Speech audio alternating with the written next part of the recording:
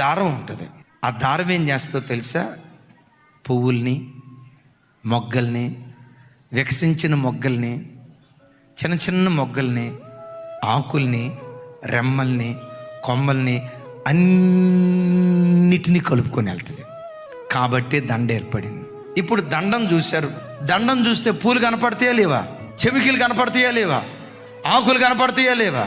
మొక్కలు కనపడతాయా లేవా? దారం బలహీనుణ్ణి కూడా కలుపుకొని వెళ్ళాలా. ఉపదేశ క్రమం తెలియని వాడిని కూడా కలుపుకొని వెళ్ళాలి. ఈడు బలహీనుడండి, వీడు ఎంత వాక్యమైనా వీడు మారడండి, ఎన్ని వాక్యాలు కుటుంబాలు మారవండి. ఎవరిని తిరస్కరించకూడదు. ఆఖరి క్షణం వరకు ఇస్కరియోతు యోధాను బ్రతికించడానికి దేవుడు ప్రాకులాడలేదా? ఆఖరి క్షణం వరకు ప్రాకులాడినట్లుగా సంఘంలో ఎంత బలహీనుడైనా బలహీనుని బ్రతికించడానికి కూడా ఆఖరి క్షణం వరకు మనం ప్రాకులాడేవారిగా ఉండాలి.